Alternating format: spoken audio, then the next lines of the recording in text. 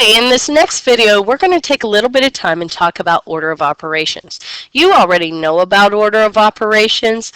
The only thing is that maybe we're kicking it up a little bit of a notch because now we're dealing with integers when we're solving problems using order of operations. So let's go ahead and talk about the steps dealing with order of operations. You are probably used to talking about PEMDAS. That's not what we're going to talk about. We're going to talk about 4 steps. Step 1 is grouping symbols. And a lot of you say, well, parentheses. No, it's not just parentheses. It's more than just parentheses because we have, of course, we do have the parentheses. We have brackets. It can go out to braces, we call them. And if you can't draw them, that's fine. And also a big long fraction bar that says do all the math on top, do all the math on bottom, and then the last thing you do is divide. Step 2 is going to be our exponents. So I'll give you that part of PEMDAS, but that's about it. Step 3 is multiply or divide. Why am I saying or? Because it's all what you come to as you read the problem, going left to right. Just like you're reading a sentence. You come across, you see a division, do it. Then go ahead and multiply. Step 4 is add or subtract.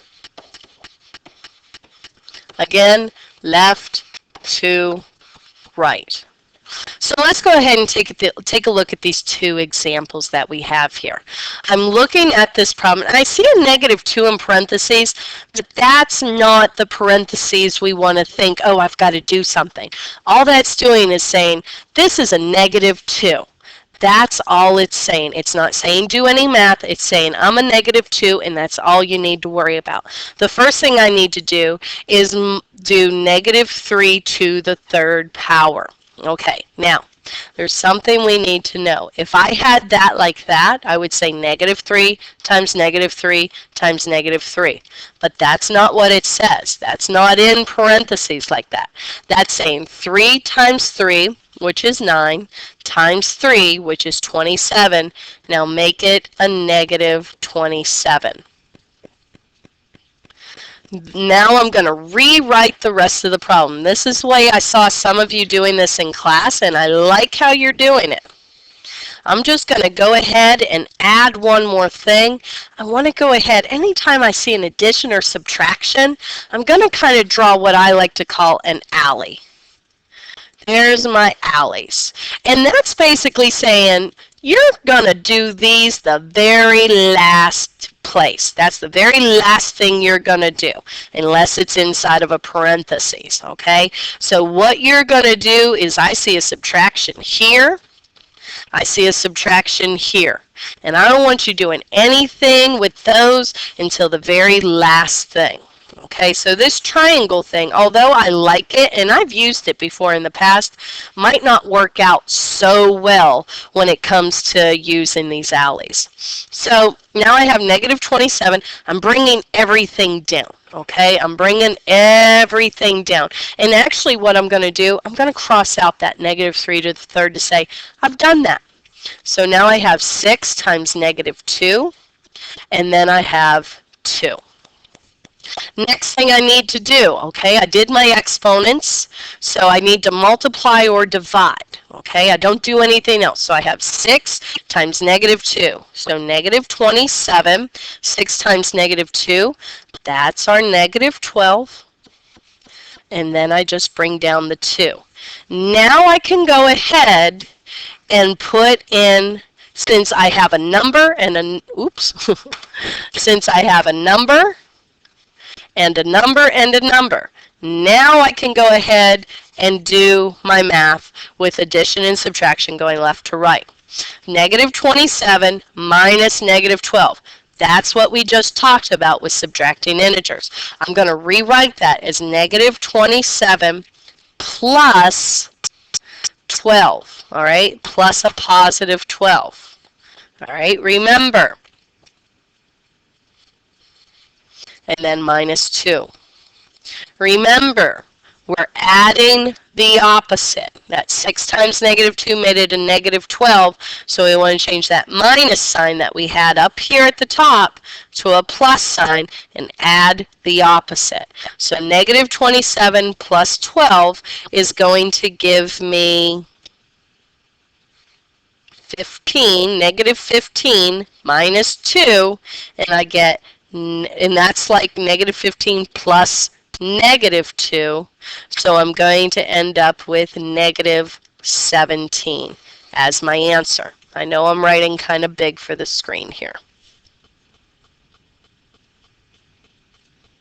Next, I have 4 times 5 minus 10, drawing my alley, minus 2. Now, because there's a 1 and 2 inside the parentheses here, I'm not going to draw an alley there because that's part of my parentheses that I have to kind of do early on. So then I'm going to put plus an alley down from my 5. So here I have, let's see, I have to do my parentheses here. So I'm going to rewrite it as 4 times 5 plus 10 2, 1 minus 2 is negative 1, and then a 5. Now I need to do all my multiplication and division going left to right. Just read it going straight across. 4 times 5, 20. Bring down that 10. 2 times negative 1. If you need, bring Digby into it. 2 times negative 1 is negative 2, and then 5. Now I'm going to go ahead and bring my signs back into the game. So that's a plus right there. And that is, see, I wrote over it so much that it's hard for me to see. See, it wasn't a plus. My mistake.